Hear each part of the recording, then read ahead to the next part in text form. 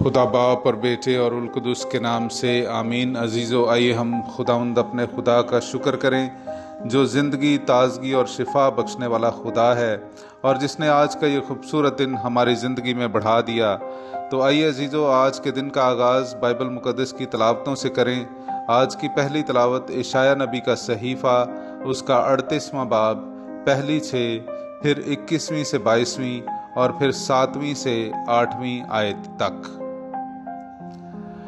उन दिनों में हिजकिय्याह मौत के मर्ज से बीमार हुआ तो आमोस का बेटा यशायाह नबी उसके पास आया और उससे कहा, खुदावंद यूं फरमाता है कि अपने घर की बाबत वसीयत कर, क्योंकि तू मर जाएगा और ना जिएगा।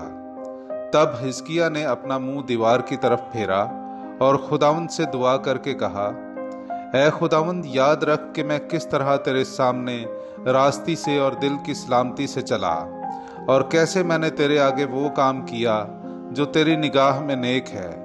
और हिजकिय्याह बड़ी शिद्दत से रोया।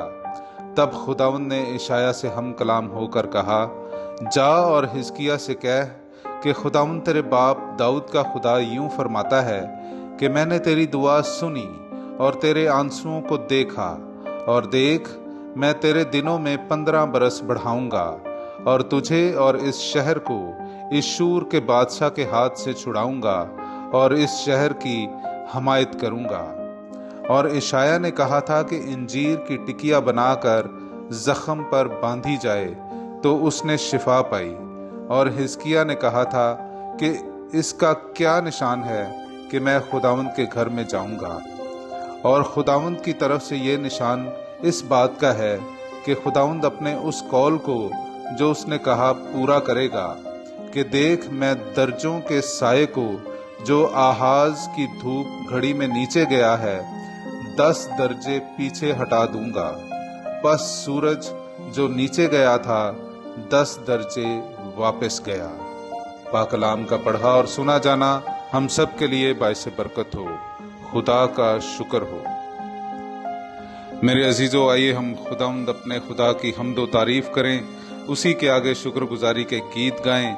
मैं आपके सामने पढ़ूंगा यशायाह नबी का सहीफा, उसका 38वां बाब, 10वीं आयत से लेकर 12वीं आयत तक और फिर 16वीं आयत।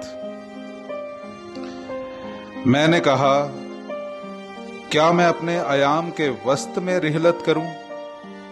मैं आलमे असफल के फाटकों ही में अपनी उम्र के बकिए से महरूम किया गया। हाँ, मैंने कहा, मैं अब फिर खुदावंद को अर्ज़े जिंदगान में नहीं देखूंगा और ना दुनिया के रहने वालों के दरमियान अपने हम बशर पर नजर करूंगा। चरवाहे के खैमे की तरह मेरा मस्किन उखाड़ा गया और मुझसे ले लिया गया। तूने उस जुलाहे की तरह मेरी जिंदगी को लपेटा जो आखिरी तांत काट चुका हो। रात दिन तू मुझे अजाब के हवाले कर देता है। जिनका खुदावंद हामी है वो जीते हैं, इन्हीं के दरमियान मेरी रूह की हयात होगी। तूने मुझे सेहत और जिंदगी बख्शी, यूं मेरी तलखी राहत से बदल गई। पाकलाम का पढ़ा और सुना जाना हम सब के लिए बाइस बरकत हो। खुदा का शुक्र हो। मेरे अजीजों, आइए हम आज का अंजीली इक्तबास सुनते हैं। मुकद्दस मत्ती की अंजील, उसका 12वां बाब, पहली 8 आयात। उस वक्त यीशु सबत के दिन खेतों में से जा रहा था और उसके शागिर्द भूखे थे और वो बालें तोड़ तोड़ कर खाने लगे। तब फरीसियों ने देखकर उससे कहा, देख, तेरे शागिर्द वो काम करते हैं जो सबत के दिन करना रवा नहीं। उसने उनसे कहा, क्या तुमने वो नहीं पढ़ा जो दाऊद ने किया जब वो और उसके साथी भूखे थे?